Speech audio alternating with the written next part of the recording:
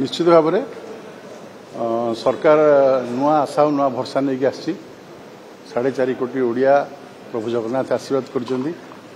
आम आहरी क्रियाशील हाँपाई चाहूँ माननीय मुख्यमंत्री नेतृत्व में आम 2036 सुधा विकसित ओडिशा करूँ से स्वप्न देखीचु और साकार करूँ सी आनुषंगिक समस्त व्यवस्था कर बजेट रे अधिक टंका व्यवहृत कराई विशेषकर कृषि शिक्षा स्वास्थ्य आदिवासी उन्नयन ये समस्त क्षेत्र में ये सरकार काम आरंभ कर जी योजना सब तैयारी ताकू क्रियान्वयन करने लोकों पाखे पहुँचापी सरकारी कर्मचारी सहयोग आवश्यकता अच्छी सरकार एवं सरकारी कर्मचारी एवं प्रतिनिधि एमानकर मिलित उद्यम ये समस्त योजना लोकों पाखे पहुँची पार तेणु से दृष्टि आज आम सरकार को आहरी क्रियाशील करने काम आरंभ कर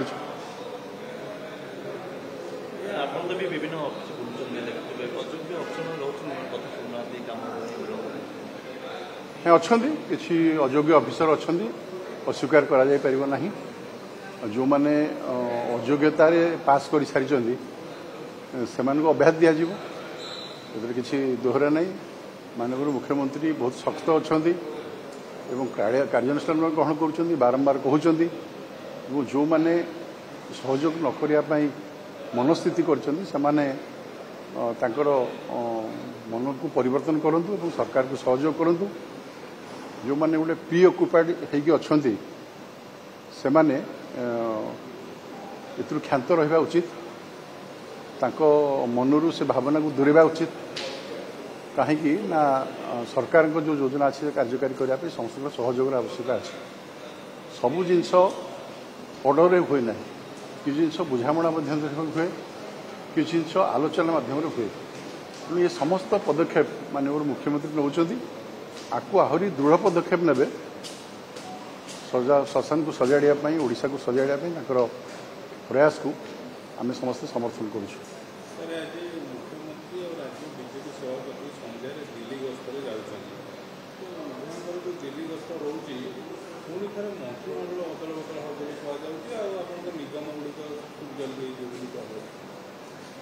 माननीय मुख्यमंत्री एवं सम्माननीय राज्य सभापति उभय सांगठनिक दृष्टि विभिन्न आलोचना चर्चा बर्तमान सांगठनिक प्रक्रिया अच्छी तेणु से केंद्रीय नेतृवृंद सहित आलोचना करने विभिन्न स्तर जाऊँगी बाकी मंत्रिमंडल कथा एवं अन्य नियोगम कथा ये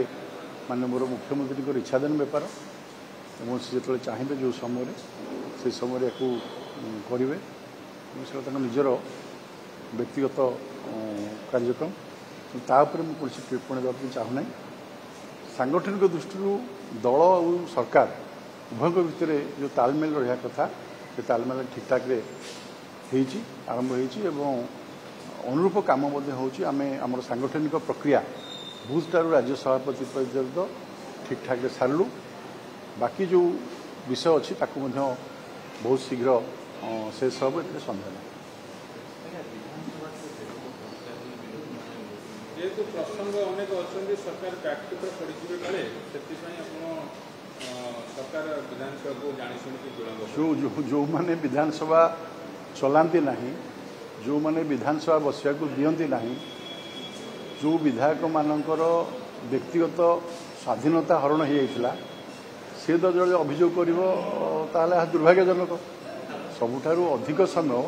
ये सरकार विधानसभा चलुँ ठीक समय चलो इतने किए अभियोग कले से तार किसी मूल्य ना विधानसभा प्रति ये सरकार सचेतन अच्छा आप देखिए गत विधानसभा वर्षे भितर जो जो विधानसभा हो ठीक समय अधिका समय धरी चली सरकारी बिल को पास करने विरोधी दल को पर्याप्त सुजोग दिखाई राति राति उजागर रही कार्यक्रम कराई मत गोटे नजर देखा गत 24 वर्ष सरकार भितर गोटे नजर देखा जे विधानसभा को बिलटा पास विधानसभा बाहर पास हुए तृतीय महलार पास हुए କିନ୍ତୁ ବିଧାନସଭାରେ ଗଣତନ୍ତ୍ରର ମନ୍ଦିରରେ